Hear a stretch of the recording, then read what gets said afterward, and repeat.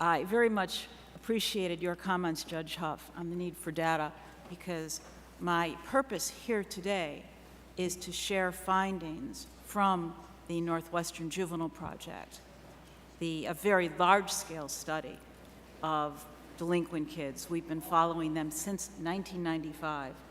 And the findings of our study will provide the scientific basis for recommendations on how we can address problems in the juvenile justice system. On an average day, 14,000 girls are in detention.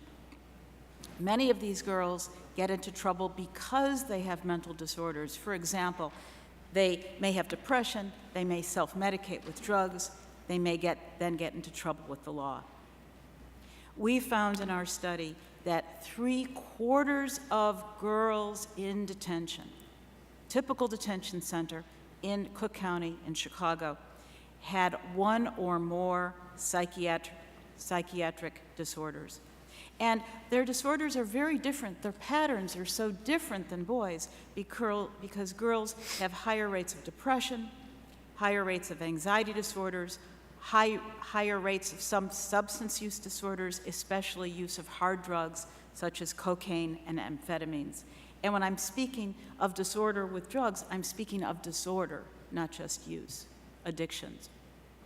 I also want to highlight that 55% of the girls that we interviewed had more than one disorder. We call that comorbidity in the field. And that's critical because treating kids with comorbid disorders is so much more difficult than treating kids who only have one disorder. I also want to highlight that adverse life events are a fact of life for these girls. We found that 85% of our girls had one or more traumatic life events, such as having been attacked physically or beaten badly. 15% had full-blown post-traumatic stress disorder. Nearly 30% of the girls had ever committed suicide. Nearly 1/3 of girls reported sexual victimization with force. And the dire situation here is there's very few of these kids receive services. We found that only about 40% of girls with major mental disorders, meaning major depressive episode, manic episode, psychosis, only about 40% received treatment in the detention center, and even fewer, 12%, received any treatment after they left detention. How do these kids fare when they leave detention? In a word, very poorly or not at all. We found in our study of nearly 2,000 kids that the likelihood of premature violent death is extremely high.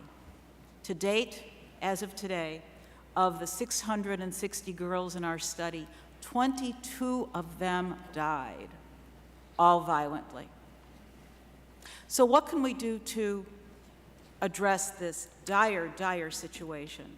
Our research provides the scientific basis for some of my recommendations. Let's talk about each of these points.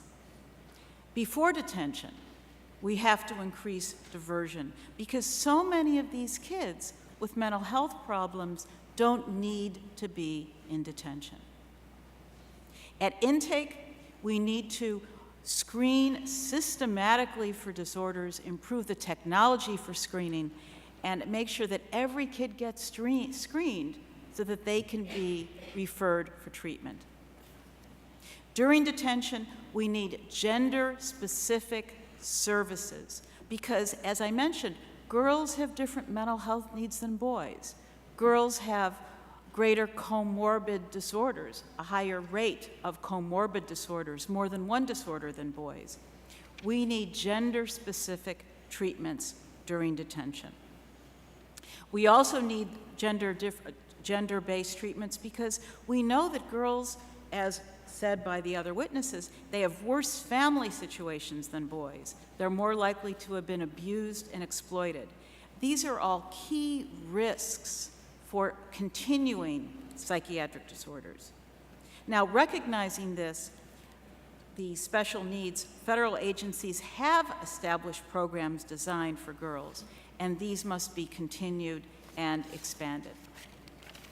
We also have to address release from detention and what happens then, because we need to make sure that treatments that begin in detention continue when those girls go back into the community, so that at the federal level, OJJDP can use its authority to conduct research, to provide training and technical assistance to improve the circumstances of detained youth with mental disorders.